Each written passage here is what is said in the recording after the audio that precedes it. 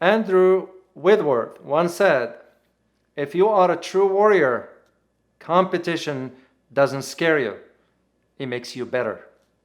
Keep this in mind as we discuss today the fierce competition among major powers in the Arctic. And what does it mean for the future geopolitical and economic outcome? My name is Dr. David Oualaalou. And my name is Dr. Ross Stewart. And you are watching Geopolitics in Conflict.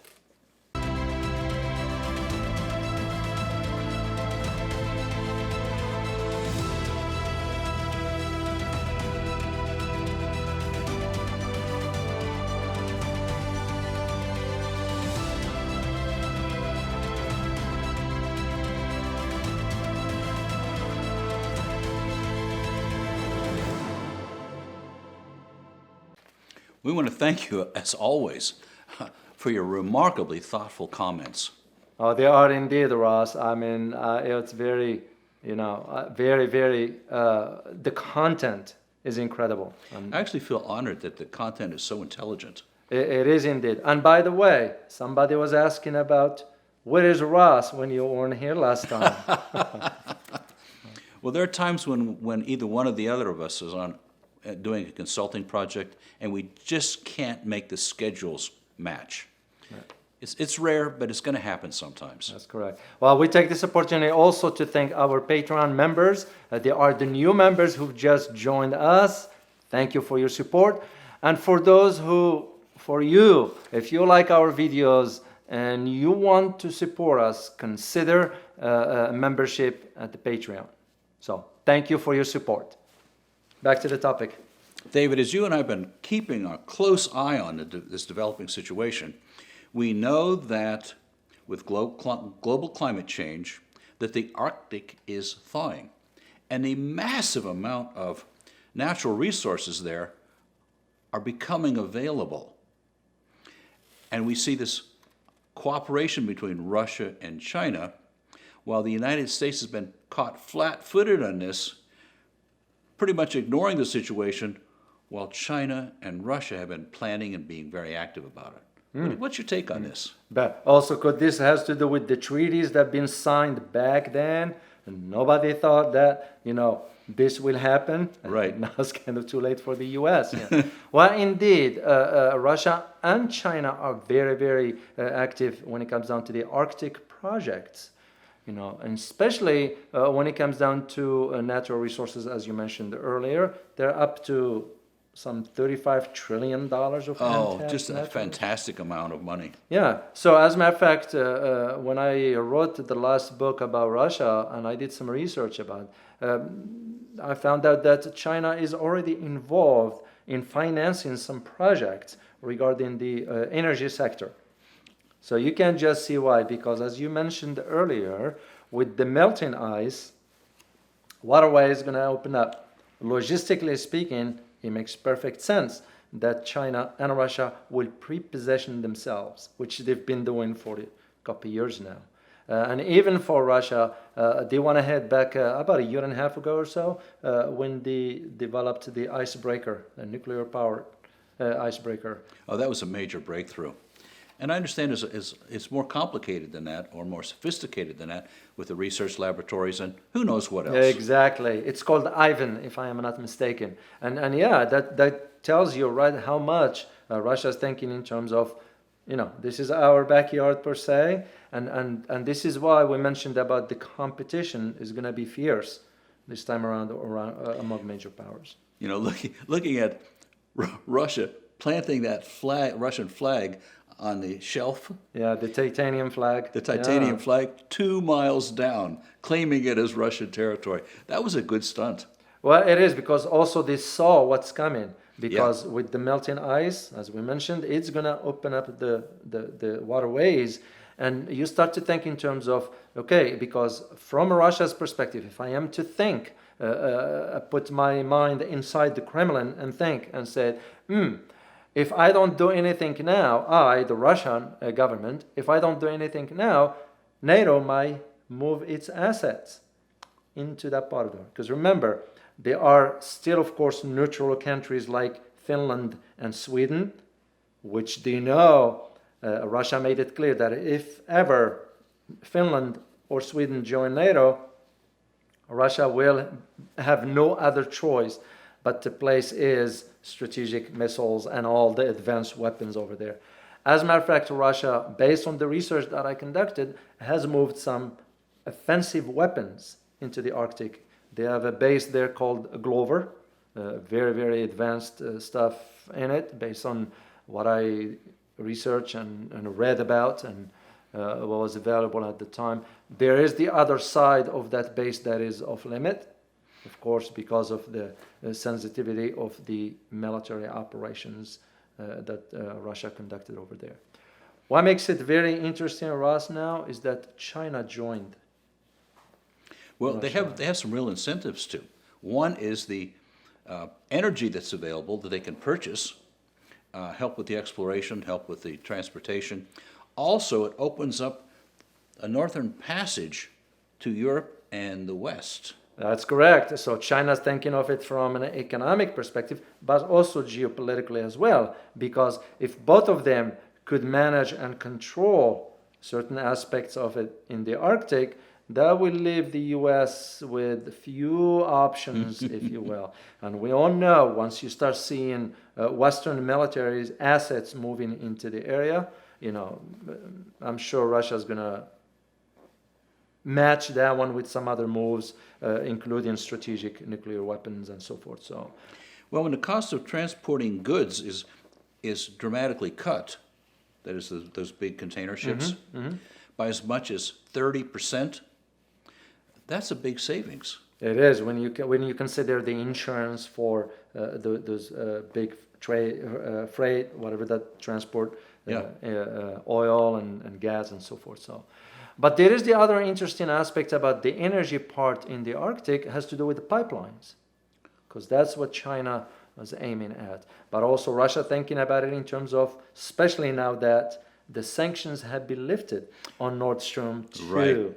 So, and recently I remember reading something about the statement by Russian President Putin announcing that indeed the Nord Stream 2 project has been completed. So they're going to be seeing the flow of the Russian gas to Germany. So that will be interesting. So the idea of why the Arctic all of a sudden came to the forefront, well, because it has, it's going to really reshape the geopolitical equation of major powers in that part of the world. Because as we said earlier, back then the treaties were signed thinking that it will always be icy over there. Nobody's going to go over there. No major power will move its assets. Well, we were wrong back then. So things have changed. And as a matter of fact, for Russia, they've been moving assets a few years back. Well, they have some remarkably modern cities there now. That's correct. So they've been, and the thinking was that they saw where this is going. Yeah. And it makes perfect sense from their perspective that we better just develop this area, and if we can get a partner, what a best partner to have. Then one has money. Money. You're absolutely correct, Ross. And China has deep pockets, but also China will benefit from that. Now, the question that geopolitical analysts are asking is, who's going to be dominating in this relationship between Russia and China? In other words, will China benefit more so than Russia, or will Russia benefit more than China? Oh boy, that sounds like it's up for grabs. Both of them are going to benefit enormously, and we're also seeing a major shift of the economy and power brokers. It's gone east. That's true. And China made it clear that it's not going to encroach on Russia's sphere of influence. And Russia will do the same when it comes down to China. So my understanding is that there is a silent understanding, if you will, between Moscow and Beijing regarding, okay, we will respect your sphere of influence, you respect our sphere of influence, but that doesn't mean we cannot work together towards a common objective. That's really kind of a remarkable thing, because my take on it is the United States is, no, we're going to push you around. Well, that's I will say it straightforward. That's the failure of the American foreign policy. I mean, despite what you hear, even this morning, I was listening to an interview with the National Security Advisor Sullivan, indicating that no, the United States is leading the world in this and that. And well, wait a minute, take a step back and how about do European trust the Americans? No. Especially after the spy scandals.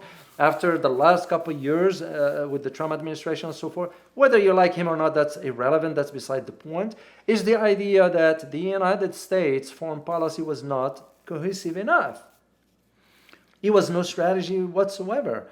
And As opposed to both Russia and China operate on multi-year plans. Yeah, and to them it makes perfect sense that if they partner together on different projects, that's going to benefit both of them. You see them now with the energy cooperation. Right. You see them with the nuclear, which we did a show Nuclear on power that. plants, yeah. You see them even in space, they cooperating. Yes. I mean, you can just see. Militarily, they are working on certain. I am certain the Russians will not share their advanced technology, especially for the stealth technology. Not yet. Maybe down the road, maybe not. I don't know for that one. But at least they are cooperating on areas where they can benefit both of them because they both have the same objective. What would you say is the most important takeaway for those watching? Well, the understanding for all why the competition in the Arctic is fierce is because, again, of the untapped natural resources.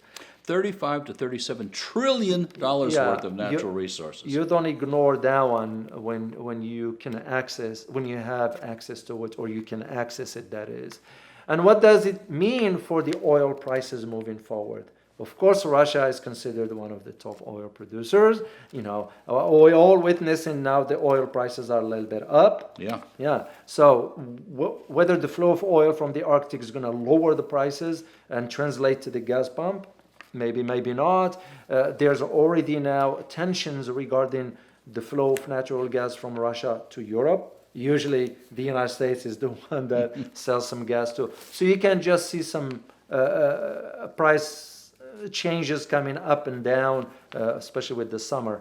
That's basically what it will be, the major aspects of it. From a geopolitical perspective, that's usually things do not come to the front because those are done behind the scenes. Yes. And you can just see the competition among the United States and its allies, United Kingdom, Germany to a degree, but Scandinavians now, they are wishy-washy about it, especially after the spying scandal. Oh, yeah. They're going to be thinking twice, okay, should we trust the Americans or not? That's the question they're going to be asking themselves. So, and for China is moving forward with its plan with Russia because it's benefit them in a long term. So, a bottom line here is that China just keeps pushing forward. It doesn't matter what happens; they keep operating by their plan. And they do. They have no reason not to do so. Right. If we were advising a head of state, for example, for this is the course of action you're going to embark on, because China's reached a point where it doesn't have to explain itself to anybody. So when you got a sheer size of a market like China has, when your GDP goes up by 18%, where your import global import goes up just the last quarter, Yep. The market is yours to decide, and especially now that they are moving forward with the idea of the digital currency. Mind you that even just for you to know, Russia has indicated that they will be willing to sell gas to Europe for the euro. In other words, they will accept the payment in the euro, not the US dollar. And right there, you can read between the line where this is going. So China has no reason not to do whatever it's doing, and they're going to keep moving forward, whether the West like it or not. There's a conclusion here, and that is that these countries, Russia and China, are both working with a plan, and they have real unity in terms of going forward in a direction. The United States government, the Congress especially, seems to be bickering and losing focus on taking care of the American people. So we're going to see those countries move ahead while the United States continues to bicker. Let us know your thoughts in the comments. Also, be sure to check out our other videos. Don't forget to like, share, and subscribe. Thanks for watching. And as always, stay informed. Till next time. Bye-bye.